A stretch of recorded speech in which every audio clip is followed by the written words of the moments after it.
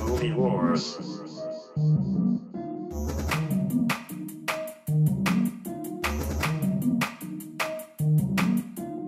Ladies and gentlemen, welcome back to the Movie Wars podcast. Woo! I'm Kyle. I'm Seth, and we have our guest today, Mr. Evan Burke. Say hello. Welcome back. Hello.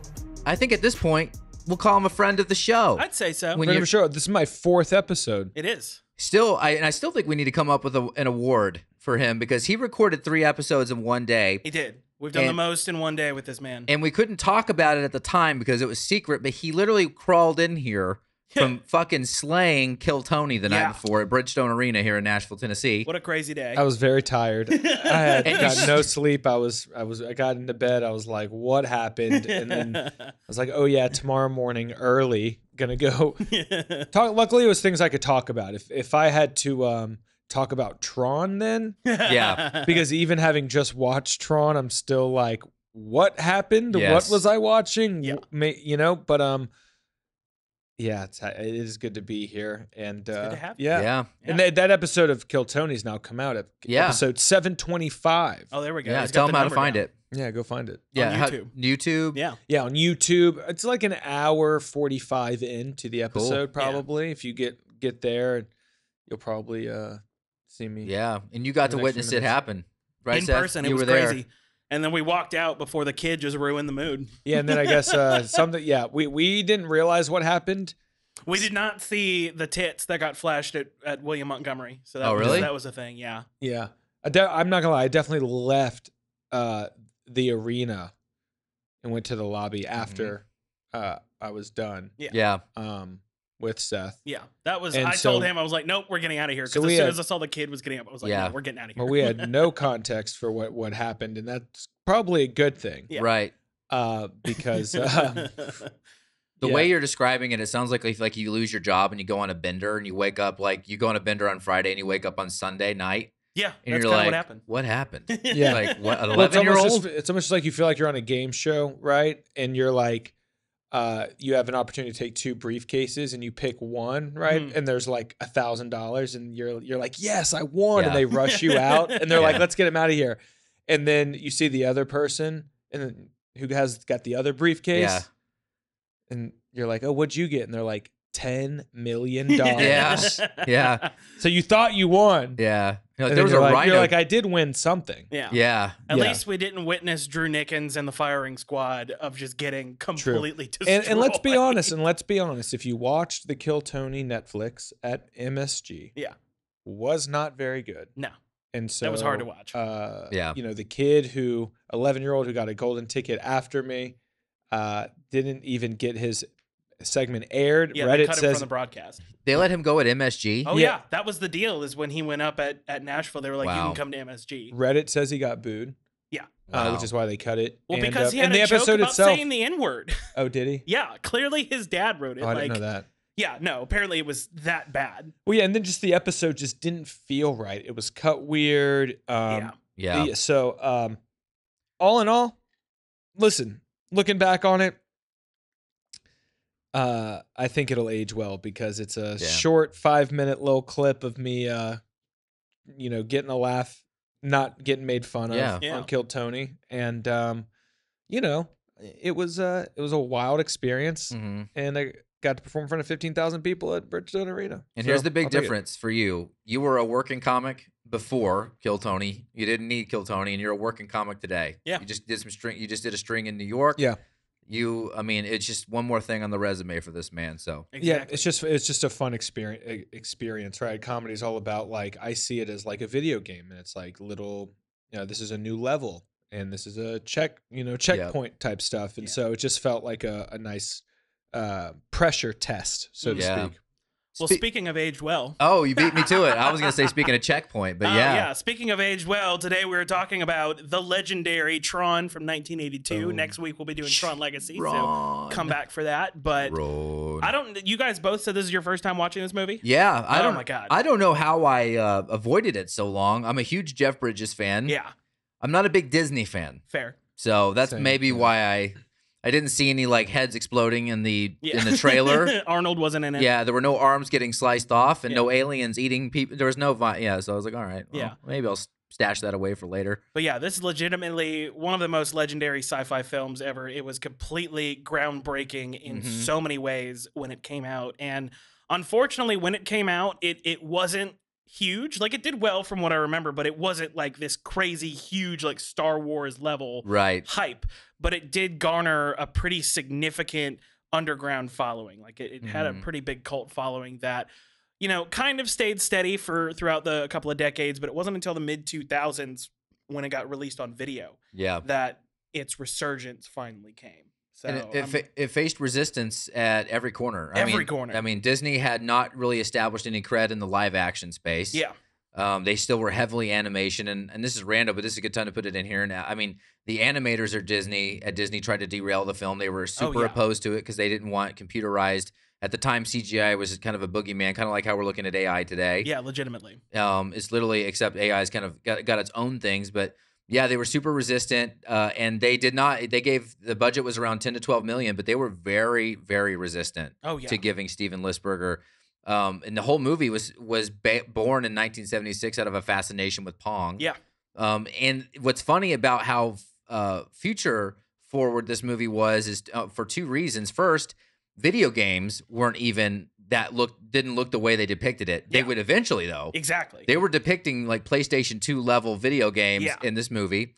And also, a lot of the language is kind of lost on people because they were using computer language that actually would become the vernacular. Yep. But at the time, like 98% of households did not have a home computer. Yeah. And so, but they were using words like firewall and all these words, and people were like, "A firewall? Yeah. What?" And it was so future facing in so many ways. How did you experience it? I mean, yeah, I was watching it for the first time, and I also avoided it mainly because my family, like, they're not sci-fi people. Right. So, you know, this movie came out before I was born. My family definitely was never going to introduce it to me because they probably hadn't seen it. And then I do remember when Tron came out again in 2010, and I was like, still like, yeah, I never saw the first one. And something about this just feels, you know, I just hadn't really crossed that line into interest yet. So, but watching this movie back now, I loved it. It reminded me kind of like Star Wars meets The Matrix. Yeah. Kind of like, it definitely felt at times like visually what I was seeing. They were definitely trying to piggyback off of the success of Star Wars. Like the ship that they go in kind of had a similar vibe to the ship in Star Wars. The tunnels that they're flying through had a similar vibe. The corridors that they're running through. The stormtrooper type thing. It kind of felt like that, but I loved the idea of, oh, we're transported into this digital world. Yeah. In 1982. And this is what that would look like. You know, and so then you start to think, oh, you know, not to go down that little rabbit hole, but hey, yeah, there are a lot of new words, new technologies that are being introduced. What better way to do that than through, again, major motion picture? Yeah. Kind of start getting these words out in circulation, these ideas out in circulation. But man, the way that the colors hit, the way that they even now, as I was watching it, I was very much awe-inspired by the colors, the visual, and especially towards the end of the movie. It almost felt like they were learning more and more and more and more and more about what they could do from a visual effects perspective. Oh, yeah. Kind of as the movie went on, so that by the end, it felt like they'd kind of unleashed all of their weapons. I mean, that whole sequence at the end with the MCP is, in my opinion, one of the most masterful action climaxes, not even just of the 80s, but just of kind of that whole pre-2000 era of filmmaking. Like, you feel on edge with the characters who are literally fighting this straight up cartoon, and yet it still feels menacing. But then that moment where the facade disappears and you see the old guy typing on the typewriter, and that's who the MCP actually is, an old, outdated program that has been pulling other programs to make itself stronger. Like, it's just the visuals and how everything is represented is just so cool. Yeah, it kind of felt like a concept movie that Disney would have been okay shelving. Yeah. Had it just like not looked good. Oh yeah, absolutely. And maybe there's a lot of people at Disney that like, well, I don't get this at all. But yeah, it just kind of felt like they were like, yeah, this could. It felt like someone was like assigned like, hey, try and create like something similar to that Star Wars world using video games, and it was. I just thought it was perfectly executed. And it'd be for $12 million. Yeah, because that's insane. Because for $12 million, and it really is a cult classic. Yeah. It only made 33 though, which is probably not as much as I would have expected. Yeah. And it also, one thing I want to say is I don't know if you two thought of this, but it falls so strangely into the evolution of sci-fi film. We have Alien in 79. 2 years later, Terminator would come out. Yeah. And then you had Star Wars in 76, 77, and then Star Wars in 1980. And Tron was 82, right? Yeah. And you're seeing such an interesting, because sci-fi, Star Trek was kind of almost the most mainstream way people were getting Star Wars, or Star Trek were kind of ways that people were in getting sci-fi. But a lot of sci-fi was relegated to non-theatrical release, B movies, black and white cheesy alien movies, not Alien, but, just extraterrestrial movies. Yeah. The Blob, like things like that. Yes. And in 1979, Ridley Scott said, it's time to get real. Yeah. Like frightened, bloody, outer space is not your friend. Yeah. And then this comes out in 82, and it really, and I have my own feelings about this movie, but just as a film person, it's kind of crazy that stretch between 79 and 84, where you literally in 5 years see sci-fi advance and change. Graphically, Tron changes the way CGI is done. I mean, it basically created CGI. Yeah. Weird. I didn't realize this, but up until like recently, I think a lot of people considered, I forget what movie it was, but there was a movie in 85 that was considered to have the first CG character.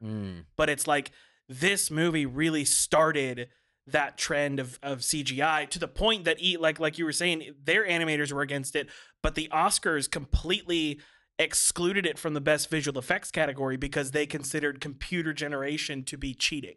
Yeah. So it would have and should have won the Oscar that year, but they wouldn't let it because it was cheating, even though literally half of the sequences that they animated, they literally were animating via code. Because I was just watching the Corridor Crew video about it, and you need 6 numbers when you're animating the way they were to figure out where your object is in space. You need an x-axis, y-axis, z-axis, and then you need 3 different numbers for its rotation. And so the way they would animate was they would literally type out all 6 of those numbers almost in an Excel spreadsheet and send that off to the computer company I think they used like 6 different companies to animate the different sequences because everyone had their own system of doing things. That's intense. Yeah. So literally animating by spreadsheet. Like, how fucking crazy is that? That's wild. And they say they cheated, but that's a lot of effort. Yeah. So much. Yeah. Maybe you got stuck in a video game. Maybe you lost your son. Actually, that's the next movie. We're not going to talk about the next movie yet. You need to share Movie Wars because you need to fight against the computer. And you need 6 lines of code. I'm just thinking I'm at a loss here. But anyway, share Movie Wars with your computer loving friends. Love y'all. Boom. Randos. Tell me about this. I want you to do this. Tell me about this hidden Mickey Mouse. Oh, yeah. So there is a gigantic wide shot when they're on the transporter going towards the MCP.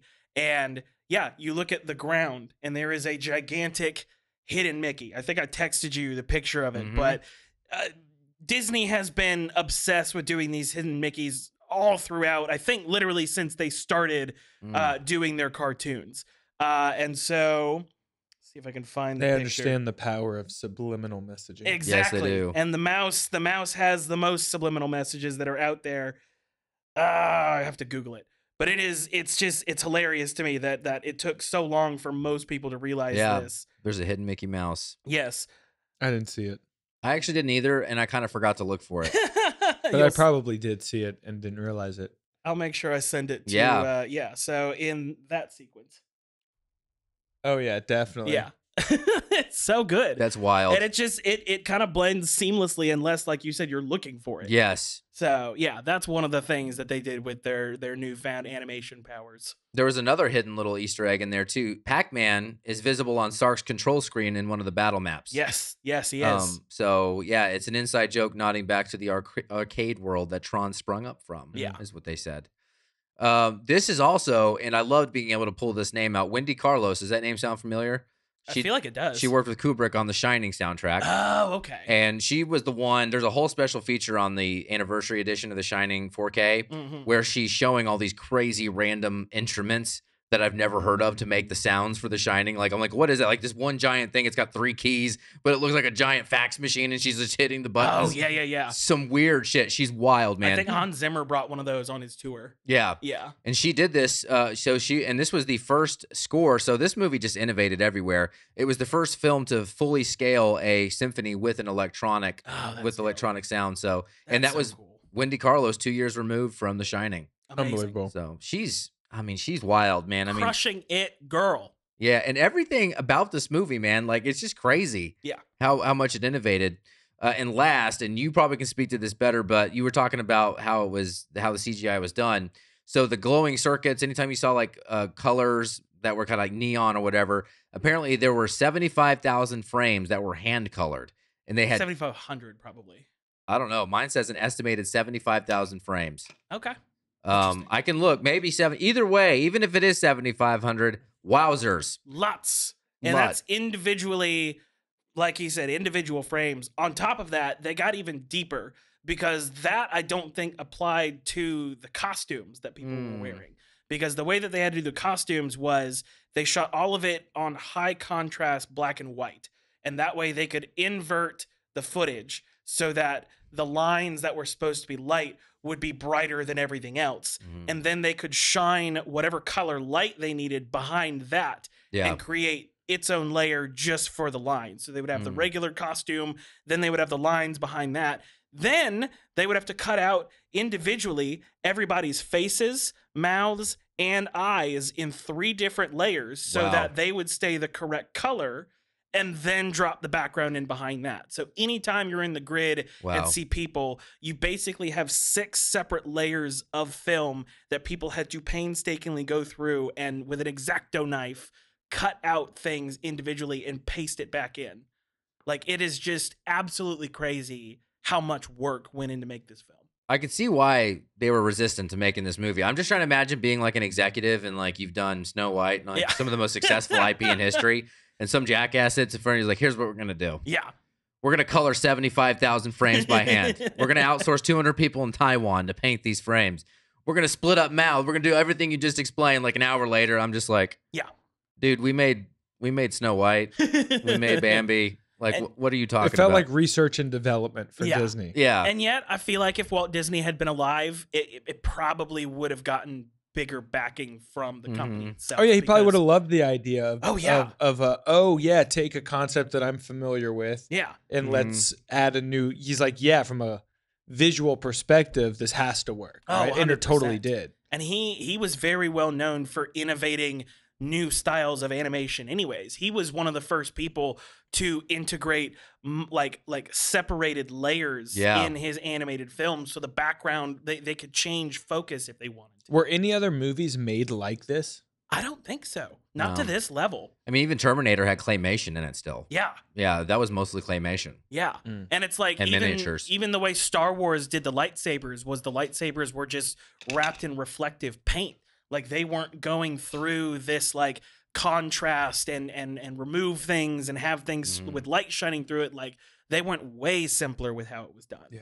Wow. So that's kind of why this looks so different than anything else that was coming out in that time period. It's kind of crazy because the director, Steven Lisberger, like he didn't do a lot of other movies. And from him to go from Pong to this in 1982. Yeah. It's such a wild leap. So much about the future of video games. Definitely some mushrooms involved. Oh, absolutely. Definitely. maybe some acid and some cocaine. definitely not a sober mind. This is not on Diet Coke. Yeah. This is not a Diet Coke dream. I think something that lends this movie to being so timeless, though, we were talking about this before you got here, was it stuck to such a beautifully simple 90-page story. It didn't try to go to like crazy philosophical places, even though it did have a lot of philosophical discussions within the film about the whole, you know, religion of the users and everything, which I gotta say, "Oh my user" is one of my favorite just like sci-fi like phrases to say. But they didn't like overcomplicate it. They put in enough that it made it interesting and kind of populated a world, but it didn't distract you from the general story that was happening. See, my crazy brain, I was thinking they need a whole like prequel movie about like actually like really exploring this religion of the user. Yeah. And there's like sacrifices, you know, blood smeared on doors, you know, all kinds of great stuff, you know, just make it really dark. There we go. Yeah. Tron, you know, the sacrifice is the name of it, you know. Tron D-Res. Yeah, D-Res. No, I did like and there's a couple little things in there that like in the story that they didn't necessarily have to add that definitely elevated it, and the religion thing was kind of cool. Yeah. Like I thought that was a nice way to elevate the story. Yeah. Yeah. The questions. The questions. The questions. So we talked about how innovative Tron is, but 1982, 2025, do these effects hold up? Oh, I think yes. so. 100%. How so? Well, I mean, I was watching this movie for the first time. I really knew nothing about the effects that were used. I had not much knowledge about what to expect. I knew what they did in 2010, so I kind of had an idea of what they were trying to rebuild. But in 2025, I was very invested in the movie. I was very invested in the world they created, and so much of it had to do with the fact that I had never seen these special effects used before, and I don't know that I have since. Yeah. So it feels very much like a one of one. Yeah. Yeah. 100%. And on top of that, I think it kind of was supposed to be a time capsule for that era of video games. Because obviously the whole thing starts basically taking place in Flynn's arcade. And you're surrounded by those types of games. And I'm very glad that we have these like resurgence in these barcades that are happening like up down here in Nashville or like Pins Mechanical, where you can still go and play these old games. Like the Tron game is at Uptown. Like you can go play Tron right now. Oh, really? Yeah, and it's fantastic. You can play the light cycles. You can go destroy the MCP. Like they have all these really cool things. You can fight the little spiders that were crawling around in that one scene. And it really captures that moment. And weirdly, like you were saying, almost predicted like the PC and OG PlayStation and Xbox era of games that would come in the 90s, but back in 1982, before it was even really a thing. Yeah. No, I agree. And I will say there's some stuff that's hard to watch for long periods of time for me, mostly like with the grayish skin. Yeah. You know, I do think those colorations, and it doesn't take away from how innovative it was, but after living in the world so long, I did get a little tired of some of the hues. And that doesn't, again, I think it's insanely innovative, and I appreciate that. That is the weird thing, is it's almost like the real stuff doesn't look as good as the animated stuff in that movie. Yeah. There's moments but where it picks back up for me is that ending, the ending fight where they're fighting the MCP. And that was cool. And I wasn't expecting it to look the way it did, like the spinning. And I was like, whoa, that is wild. Yeah. I really appreciate that. But there's just a couple of down moments where I'm spending too much time. But my favorite was the highlight scene. Oh, yeah. Absolutely. At first, I was kind of like, and then I was like, by the end of it, that was really cool. So I think you would actually really enjoy the 4K remaster they just put out. Really? Literally like 2 days ago, they released this. And I looked at the before and after images, and it fixes every issue I have with the physical people. They're very grainy. Yes. They're very grainy. It fixed that. Okay. Yeah. So I think, because again, it's not just like they went in and rescanned it. Like they went through and painstakingly changed the color so it was less hazy, and definitely helped with the people being so grainy. Oh, wow. Yeah. So you noticed that too? Like there's like kind of a grainy. Okay. And I noticed it when we had it on DVD when I was a kid. Interesting. Yeah. Okay. It's funny that the I guess they're doing the remaster because Aris is coming out. Yeah. Okay. Yeah, they did both 4K remasters on Tron and Tron Legacy. Okay. Wow. That's cool. Yeah, but overall, I think there's some really cool stuff here, and if anything, they just took such a risk to put all this work in, and it obviously changed film. And it doesn't honestly get enough credit for that. Absolutely. It slowly became a cult thing, but even its cult following is still relatively small compared to the impact that it's had. Yeah. we have whole movies now. Like we did the Snyderverse, right? Mm-hmm. And like some of those movies, just like they're just chock full of CGI. Oh yeah, and it has this movie to thank. Absolutely. So yeah, maybe they even decided like, hey, there's some stuff we can't do. Yeah. Like there's some stuff that's not sustainable for the industry. Yeah. You know, Yes. so it definitely felt like a teachable moment Mm-hmm. In a lot of ways. Yeah.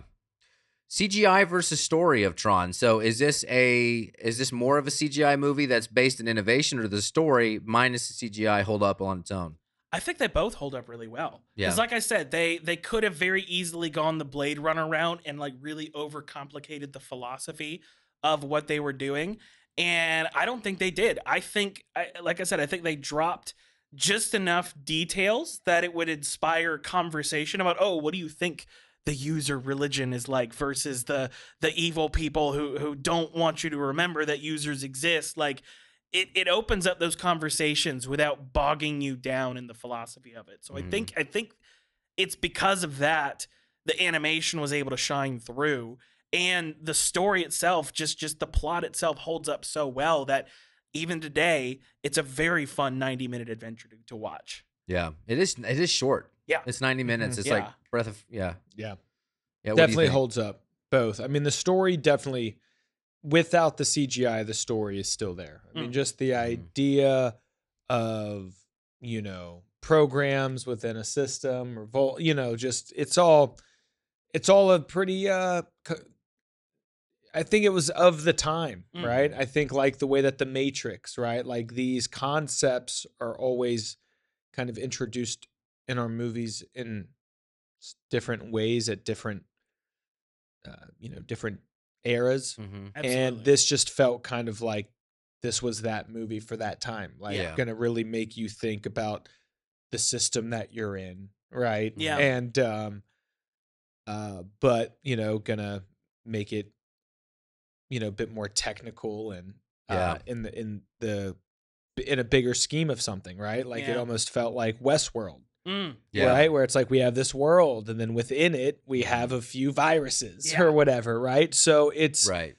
I think that was maybe, I don't know what other movies at that time were kind of really introducing that concept.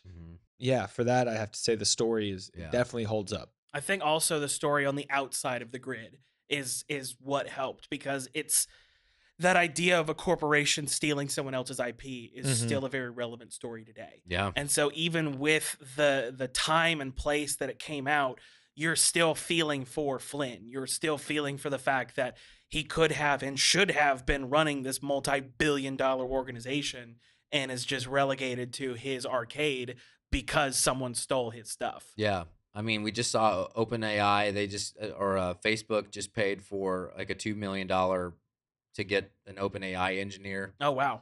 And there's all these like tech today, and like obviously like there's a lot of rumors about how Mac stole and how Windows stole and how all those guys were stealing each other's code. And and some of it's based on reality too. Like Windows was accused of stealing from open source to build their product that they sold, and they stole from open source companies that were smaller, kind of like what comedians do. Famous comedians when they steal from unknown comedians. It's just everywhere, right? Stand-up comedy, software development. You just steal from the little guy. That's how you get there. Always. One point I want to make is I will say that I don't know, to me personally, if the story is as interesting on its own without the CGI, but luckily they complement each other really well. Exactly. But one thing that I do give this story points for is that pretty much 9 times out of 10, when it comes to sci-fi and technology, almost every movie is going to air nihilistic about technology. This movie is actually a movie that is prefaced upon a positive point of view of technological advance, and maybe because that's the story of how the movie got made. Is that they were pushing the boundaries technologically in film. And so they wanted to have a positive point of view. Yeah, and I mean this was the early 80s. Like video games were just starting to come on the scene, even though Pong had been out for probably 6 years by then. Yeah. Like you were just starting to see these arcades like really become the place to hang out. Yes. So I think the people who were invested in that part of the world like wanted to see it go as far as it could, wanted to see what the PS5 would eventually come out with. Yeah, this is before they knew you could get doxxed. Yeah. For having one of the wrong opinions. Yeah. But I think it's interesting. I mean, Terminator comes out 2 years later and honestly sets a new low for how, in terms of how we view technology through the eyes of entertainment. Yeah. It literally said technology's here to literally take over and destroy you. Yeah. And it said it 2 years later, whereas this is saying, yes, there's some negatives, but overall, like, this is an and you see it a lot in Legacy. We'll talk about Legacy next, but there's definitely an aspirational innovator's point of view. Oh, absolutely. Like Flynn gets compared to Steve Jobs a lot. When you will go out and research this movie, he's a Steve Jobs figure, even though Steve Jobs was a dick behind closed doors. To the public, he was a nice guy. Yeah. But it's like, oh, he made the iPad. It's like, how many people he killed to get that iPad? Yeah. But anyway, so that's, interesting. Cool. All right. So I had to do a lot of research on a film to pick counter to this, but there are still a lot of people that think this is peak Jeff Bridges. Oh, But is this his best role or is it Big Lebowski? Is it well, the dude? you know how I felt about Big Lebowski. I know. I absolutely hated that movie. I know. I think peak Jeff Bridges' role would actually be True Grit. Yeah. That is my absolute favorite acting performance from him ever. But this, I would say, is his most underrated role. Yeah. I don't think he gets the credit for how fun this role was and being that massive fish out of water story where he's an actual human being that's suddenly subjected to the rules of a digital world. Like I absolutely love that about this role for him. So no, I think this is probably, I can't say it's his best role, but I think it's his most underrated role. I don't think it's talked about enough. So you definitely think it's better than Big Lebowski? 100%. Okay. I think almost anything he's done is better than Big Lebowski. Man, speaking of nihilism, come at me, internet. There's nihilists in the Big Lebowski too, and they're here. They're here on the Movie Wars podcast. Well, they're about to go off on me because I'm not a huge Jeff Bridges fan, and I probably have to agree with Seth. I think True Grit was probably my favorite Jeff Bridges it's so good. Performance. Everything else has really just felt like I'm watching an actor playing a character, not somebody embodying a character. Yeah. To your point, really thought this was a fun movie.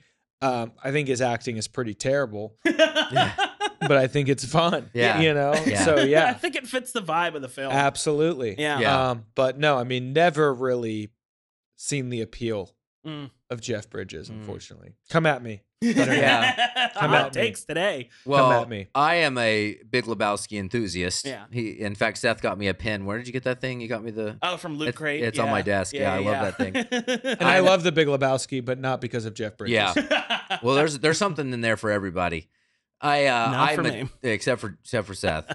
I am a just giant fan of the Big Lebowski, and I think Bridges is just transformative in that movie. Here, I think when he's outside of the game, he's funny, endearing, and he has that weird optimism as a character when he's not in the game. Once that translates to the digital world, I think it does fall apart a little bit.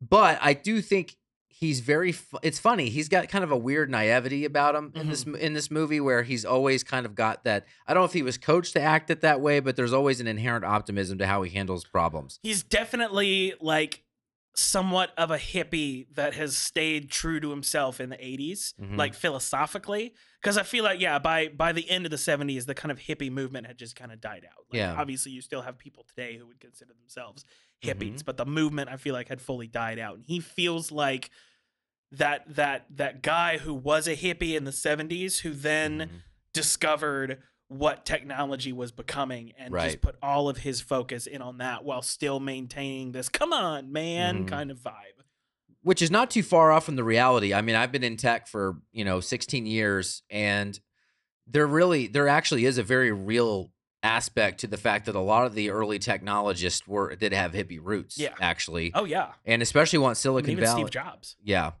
Once Silicon Valley got kind of established, and there's like hippies going through Berkeley and through all these universities over there. So the technology industry has been heavily impacted by folks that maybe not be hippies, but definitely have hippie like dotted line beliefs. Yeah.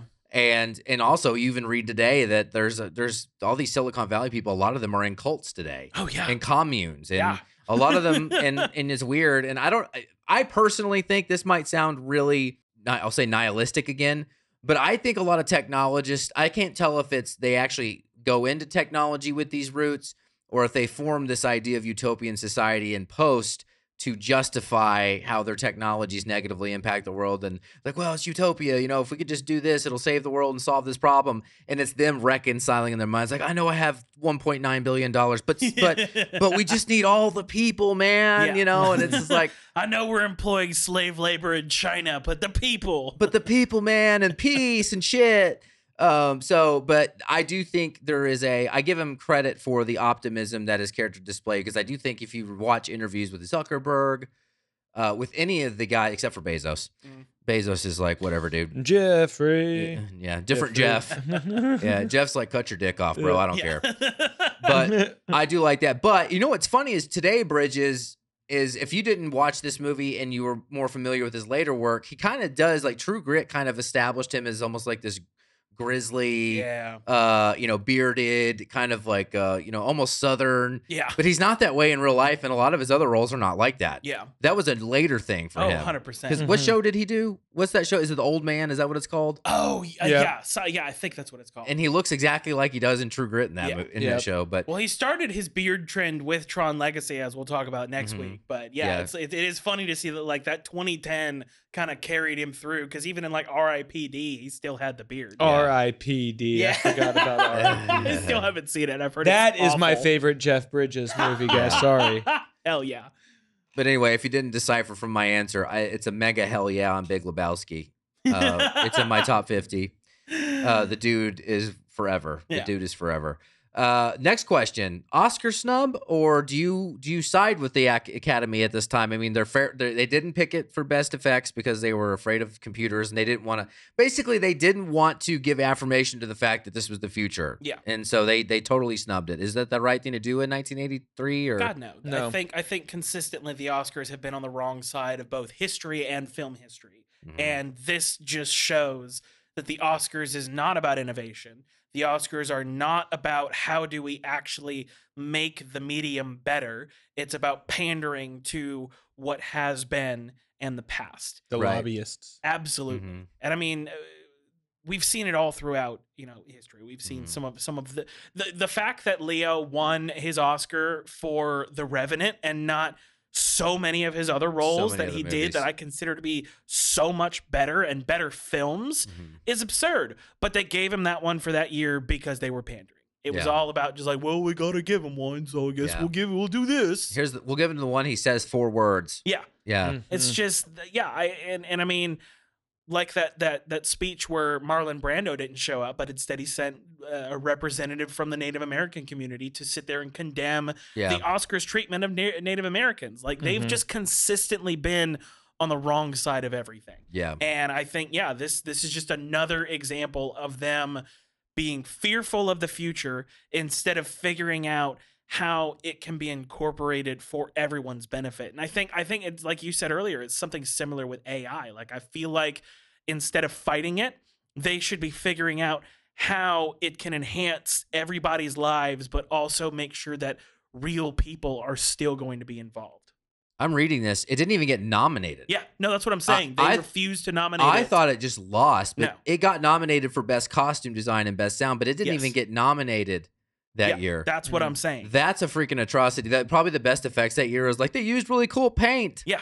And they're like, but this is cheating, so no, we're not going to do that. That's crazy. They had to animate via spreadsheet, and that's cheating. I misread that because I thought it was nominated and lost, but it didn't even get nominated. See, I'll go and then you go, but now that I've realized that's a crime. Yep. To not even nominate it is one thing. Yep. I should have won, but to not even give it a nod for, hey, that was kind of crazy. Yeah. I would in 1982, I'd ask anybody at the Oscars, like, hey, could you do what they did? Yeah. Could you figure that shit out with the code and all the stuff? You're like, could you have done that? Yeah. No. And now we're looking at Marvel movies getting nominated for best visual effects when they look shittier than this did. I know. Oh, that's so true. Yeah. What do you think? Yeah, no, I mean, terrible decision not to include it. Yeah, I mean, I don't know why you wouldn't. I don't know what rule it broke. It just doesn't make much sense. It wasn't animation. Yeah, it just doesn't make it. It wasn't painted, so it wasn't animation. Right, and it doesn't fall into a specific category, whatever you want to call. I mean, where we still experience that today with things like The Bear getting nominated for Best Comedy or whatever, right? It's like certain things that don't fall into a certain category, but that doesn't mean, again, when we've all learned that these award shows don't necessarily mean you're the best. It just means more you were the most marketable. There was and sometimes not winning or being nominated for these things ends up creating more support. Yeah. I will say, and this isn't me, I won't change my answer, but this is a crazy year, though. Here's the films that were nominated, and there's only 3 that were nominated that year. E.T., Blade Runner, and get this, Poltergeist. I'm assuming E.T. won. E.T. did win. Yeah. And I'm going to say this. As innovative as this was, Poltergeist had some pretty insane. The part where the guy tears his face apart in the mirror, like when he's having that nightmare. That was, even today, that's fucking disgusting. Look, I'm not saying this should have won. Right. But the nod should have been there. They should have understood that this was groundbreaking technology. This legitimately was not just the future, but predicting things that weren't going to happen for another 20 years. Yeah. Well, and they just ignored it. Well, and they do have technical innovation Oscars too. I interviewed the guy that invented the CGI that they used for Total Recall. Oh, okay. And he won a technological Oscar for that. It wasn't like an Oscar, but it was like an Oscar of innovation because the way he used CGI. It's like getting an honorary doctorate. Even Kanye has one. Yeah, it was a technical Oscar, which isn't technically an Oscar. Exactly. Oh my gosh, it's so true. So funny. Okay, that was good. But technically is. Technically. Yeah. I mean, it's like when someone gets an honorary Oscar. The fact that Andy Serkis didn't get nominated for acting for Gollum, didn't get nominated for acting for Caesar from the Planet of the Apes movies, I think is an atrocity. And it's the fact that they have basically decided if your physical face is not on screen, then you're not acting. Yeah, it's like it's like they're so afraid of the innovation aspect of it that they would rather go with the most Oscar baity bullshit. Yeah. And pick that over a movie that everyone enjoyed. It also never aligns with the dollars. Like as much as I'm not a big fan of superhero movies, it's where the dollars are and it's where people are spending their money. And whenever they get snubbed, I'm like, listen, I don't like them, but a lot of people do, and you don't even consider them in your award ceremony. So it's like, what is that? What message does that send? Or you put one in because it's political, but you're never going to even take it seriously. Yeah. Because that's genuinely what happened with Black Panther. If you were going to pick a Marvel movie from that year, Infinity War 100% should have been the one nominated for Best Picture. Yeah. But they gave it the nomination, even though they had no intention of letting it win. They gave the nomination to Black Panther because they felt like the optics were better. Oh yeah, and it just and don't get me wrong, I thoroughly enjoyed optics. Black Panther optics were better. Yeah, technically, technically the optics were better. But as much as I enjoyed Black Panther, like I think any objective person can look at it and Infinity War and be like, no, Infinity War was a better movie on every side of the spectrum. They had to lose one for Wakanda. Yeah. Even though the big battle in Infinity War was in Wakanda. Yeah. Last question. Who/what won the movie for you, and who/what lost the movie for you? With this one, it's very difficult for me to find something that lost the movie for me. Because even the worst thing about it, I think, is still really good. And I think at this point, the only thing that might even remotely come close to quote unquote losing it for me would just be that I do feel like attention was put everywhere but the acting. Acting was passable. Acting was fine. But you're not going to look at anyone's performance in this movie and be like, that's a groundbreaking acting performance. Yeah. But again, even and I think we could all agree, Jeff Bridges was probably the worst actor on screen for this, especially in the grid. It was still fun. It was still enjoyable. Like I never sat there and didn't question, or like I never sat there and questioned like the rest of the movie because a line wasn't delivered the best way it possibly could be. But I think what won this movie for me is genuinely how everything came together so well. Because just because the acting wasn't as great and maybe the script could have had a little more depth like Blade Runner did. I didn't even realize that Blade Runner came out the same year, so that's actually really cool. Yeah. Yeah, it's like the whole composition of everything coming together and new technology with the animation, but also like telling this very good story, like from start to finish. I just think it all comes together so well that's really what won it for me, is how seamlessly it came together. Yeah. Yeah, I mean, what lost it for me a couple of times was the big words. Yeah. You know, talking about all this technical stuff, just feeling like, oh, you're just throwing in stuff now. Like, what does this even mean? Yeah. Right. It's like when you need tech support at work and the IT guy hops on and he's like belittling you. Yeah. Or like when a French speaker speaks to anyone who speaks English. Yeah. What took me out of it was also a couple moments where I was like, this just feels like a Star Wars corridor. This feels like something I would see there. Otherwise, what made the movie for me? Everything else. Yeah. You know, it was just fun. Again, the visual effects, just the general story, just this good versus evil. The lightheartedness. Jeff Bridges reminded me of like Han Solo for some reason. So, you know, that's what ultimately kept me engaged. But again, it just felt like such a breath of fresh air in 2025, even knowing that it was made in 1982. Yeah. That I was like, wait, Disney made this movie? Yeah. I was like, this is pretty deep, pretty heavy stuff. Like, this is not for kids at all. Yeah. The 80s was a crazy time for Disney. And that's actually where a lot of their even animated films have kind of like fallen out of the company's favor. Because I think it was the Dark Cauldron came out in the 80s. And did it? No one ever talks about that movie because Disney kind of put it in the vault very quietly. Really? Yeah. Why? It was very dark, and they felt like it didn't represent the vibe the company wanted to go for once they hit like the early 2000s. It's kind of the same thing with like the original Rescuers. Like that was way darker than most of what they were coming out with, and then they followed it up with the Rescuers Down Under, which was still dark but had a much lighter tone to it. Yeah. So they kind of were getting out of that experimental darkness that they had in the 80s once they hit the end of the 80s. Yeah. Interesting.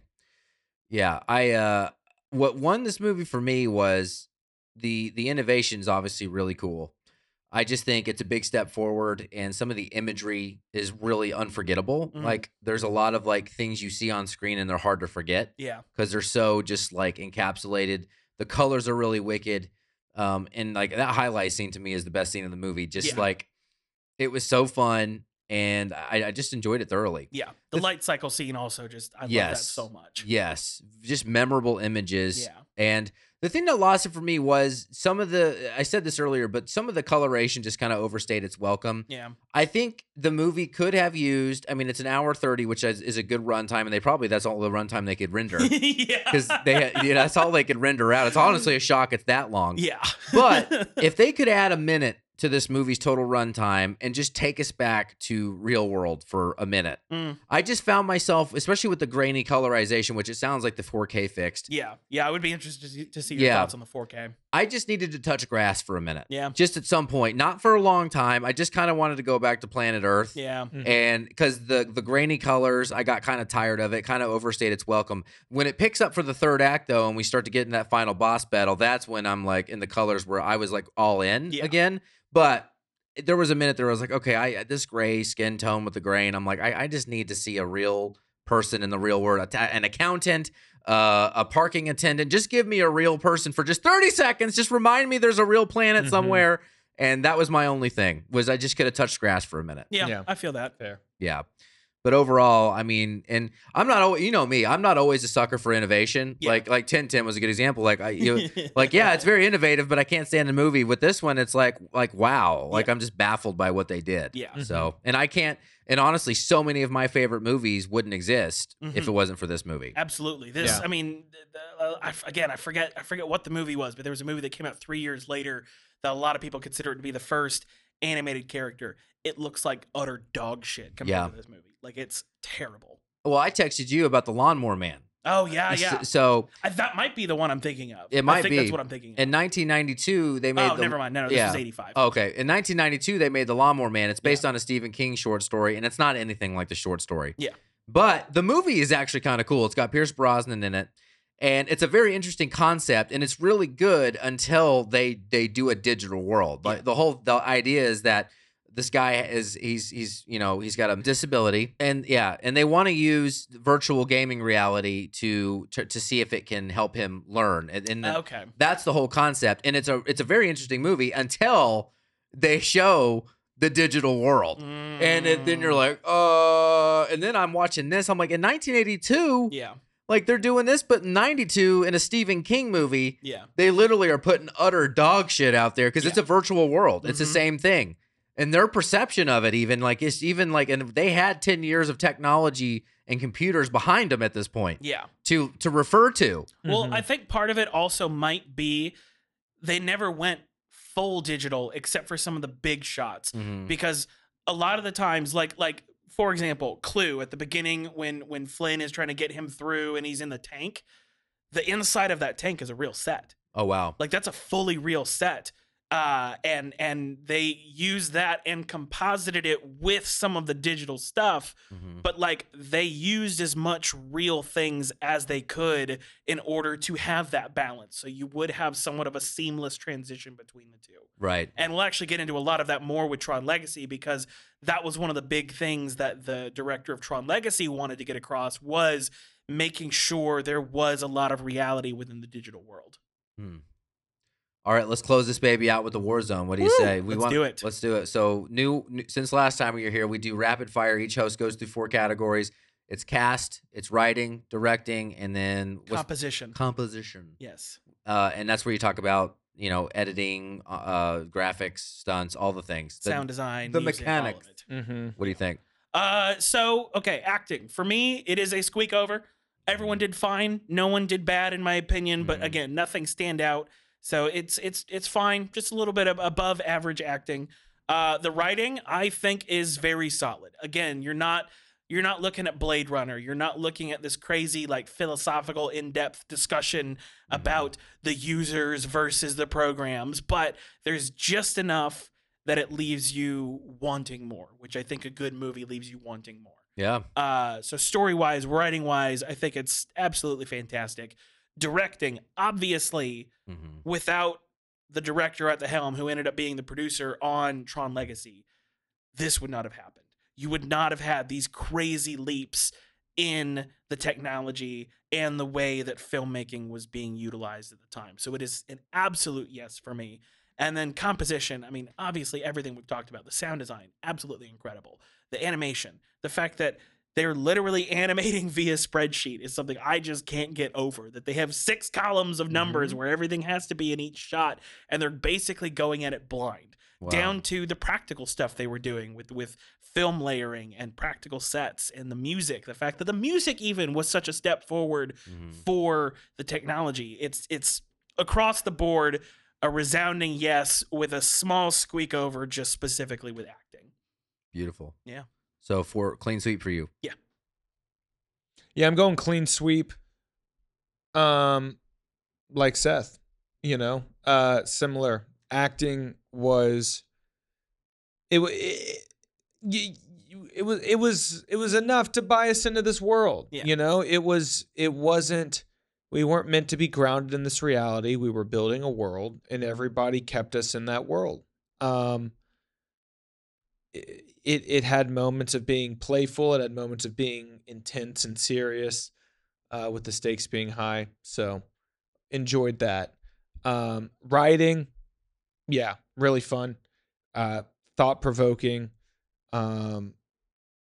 You never really knew what word was going to come next. None of the writing was predictable at all. And maybe a lot of that had to do with a lot of the words and stuff that they used. But, the writing never felt predictable. What's the next composition? Directing. I mean, this only works if the director is totally committed and fully bought in, right? This felt like something where you're telling somebody your idea and they're like, yeah, I want to write a movie about like a guy who goes in, kind of felt like Osmosis Jones, right? Guy's like, I'm going to go and I want to tell the story of the inside of the body through the lens of a germ, whatever, or like somebody. That's a really good way of putting that, actually. Yeah, so it kind of had like had that, and so with that you need commitment, right? And you need to like almost take it too far. And I feel like that's what they did. And Wonderful. then composition. Yeah. The music, sound, is that the composition? That's actually just all the things like editing, stunts, graphics, music. Again, for its time, it was just I'm watching it now and I kind of want to go back and watch it again. Yeah. Right. I feel like I'm going to enjoy it more the second time. Yeah. Because the first time I was kind of like just surprised Disney put this movie out. Yeah. So I mean it's getting thumbs up for me across the board. Across the board. For me, acting, I think it's a squeak. There's no performances here that make me say, holy shit. Yeah. There's just not. I think there is a reason. I think their vision was so big and they had so much on their plate. And like you said, they were blindly making a new world with CGI that they didn't know necessarily how it was going to turn out. So I don't think like going out there and getting Jeff Bridges to do 50 takes of a line was necessarily an option they had. But, I do think. And how do you upstage the world, right? It's like an Avatar. Yeah. Did anybody upstage the world of Avatar? Yes, exactly. It's a good point. So it's a squeak above because I do think there's a good reason for it, but this could have used one real big, like, strong performance. Yeah. I just think, I was, and that's how I am with every film. I'm just like, whose performance is like going to blow me away? And there's none here, but the world is so overwhelmingly. And the characters are still memorable. Yes. But like you said, it's definitely, there's no reason any of them should have been nominated for Oscars. Yes. Correct. Yes. As far as writing goes, it's funny. I wanted to go negative on this one, but then there's a couple of zingers they sneak in here that are memorable. And the programs quote, I didn't know was from this movie. What is it? What do they say? Greetings programs? Oh, yeah. I've heard that thousands of times, not knowing it was from Tron. Yeah, and I love that is Jeff Bridges' catchphrase throughout the whole movie. So it's funny because on one hand, like I think the writing is kind of, it has to serve the imagery. Yeah. But they did manage to sneak in two things that impressed me. It was the zingers of the lines, and then it was the religion thing. Yeah. That was kind of a neat little thing they injected in there, and it takes a bigger life on in the next one. Yeah. There's more implications of that. And I would have liked to see it expounded a little more, just because I like dark stuff. I'm like, oh, what does a worship ceremony look like for the users? Are they sacrificing other programs? Is there a Quran or a book? That they got? It's like, what do they got here? But no, still a cool concept. Still a very cool concept. They didn't have to do it, but they did. And then directing. I mean, this one's a banger. This dude wrote it, he directed it, and he had a big vision, and nobody wanted him to do it, and then it ends up changing film. Yeah. I don't know what else to say about that. And then composition. I think this is, I give it a yes. I think, like I said, some of the coloration overstays its welcome. I'm just kind of like the graininess and just some of the colors, and I wanted to touch grass, but that's not enough to take away from what this movie did and how it innovated. I would have been really interested to see its original footage on film in 1982. Yeah, because I feel like the 4K remaster is probably emulating that a little better. Yeah, I mean, in Terminator 2, it took the scene where where the officer comes out of the ground and he's himself and he stabs himself in the eye. That took 2 days to render that scene. Yeah, so 2 entire days. So what was the render time like 10 years earlier for this movie? Yeah, you know what I mean? Like they hit render and for a year they go out on a vacation, come back. Is it done? No, all right, let's go back to the Caribbean. But so just incredible. And I just love resilience. I just love the idea of someone like having a risky idea that nobody supports. Yeah, we'll throw you a few million, but we don't have any hope. And then bam. So that's a cool story. So I go, clean sweep. Yeah. Clean sweep. Mm-hmm. So we're going to do Tron Legacy next. We're going to take a breather. And I hope you're there with us next week when we come back. Because Evan's going to be back crushing it. He will. Yes, I'm Kyle. I'm Seth. I'm Evan. Thanks for having me. Goodbye. The Movie Wars.